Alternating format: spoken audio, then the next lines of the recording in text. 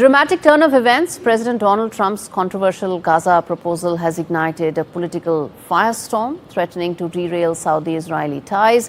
His plan, aiming to redevelop Gaza and displace over 2 million Palestinians, has enraged the Arab world, strained efforts to normalize relations between Saudi Arabia and Israel. Analysts warn the proposal could deepen anti-American sentiment in Saudi Arabia, which is a key American ally.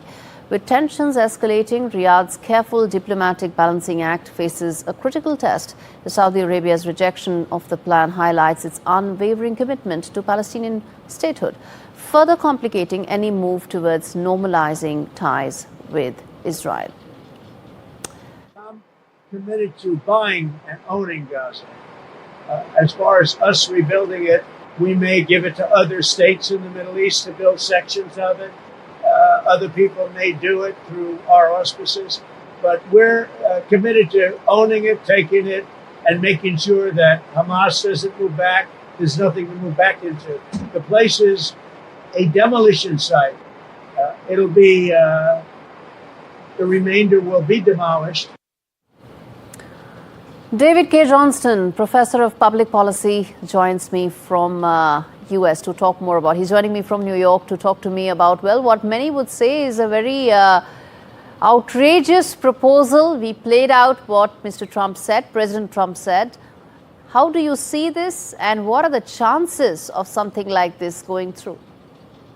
Well, Gaurie, first of all, I don't think this will happen.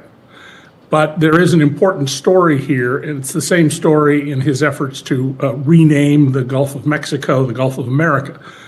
Donald, as I've been warning people for almost a decade, wants to be dictator. He does not believe there are any limits on his power. He has said that. I have the power to do anything I want under the U.S. Constitution, he says, which is absolutely not true. But he's testing here how far he can push and how quickly he can put himself in a position where he alone makes decisions. This weekend, his vice president, former Senator J.D. Vance, said that courts don't have the authority to interfere with any orders President Trump issues. That's simply not true, and that's completely contrary to the constitutional scheme in America, but it's added proof that Donald is trying to become America's first dictator.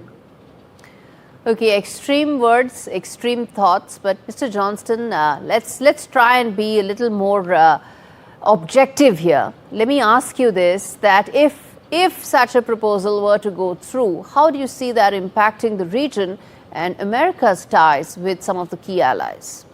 Well, every single country in the Middle East, other than Israel, has said this would be outrageous. A few of them have called it a war crime. Which I think could be an appropriate covering of taking over land from other people. It would require a significant U.S. military presence for who knows how many decades. And so I don't think it will happen, but it is indicative of Donald's thinking. You know, he says he'll send troops if necessary to take over the Panama Canal, which the U.S. relinquished more than a quarter century ago.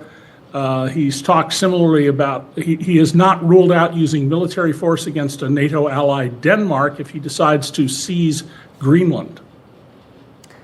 Okay, and very quickly, as we wrap this up, which is that what about the Israeli relationship in the region? Right now, of course, there's a very strong US-Israel relationship under President Trump, but what could be the long-term impact? Well, Israel, since its overreaction to the horrible events that Hamas caused, has been making itself into a pariah state. And there are many people looking at this who've used the same term, a pariah state, because of its overreaction and the killing of all the children, women, disabled, etc. And so I think this has the potential to make Israel even more dependent on the U.S., and with another president in the future, if Donald doesn't succeed in becoming dictator, that could be very problematic for Israel. But it will certainly be troublesome for Israel with the rest of the world. Okay, thanks much, David. The only thing I'm going to disagree and probably tell our viewers is that the 7th of October Hamas attack really started that chain reaction. And It's very difficult to, in fact, say that women, children died when it came to a reaction, but not when that horrific attack took place on the 7th of October. That was correct. It was that a was horrific inhuman, attack, as I said. horrific, and really has changed the entire Middle East completely. Thank you so much.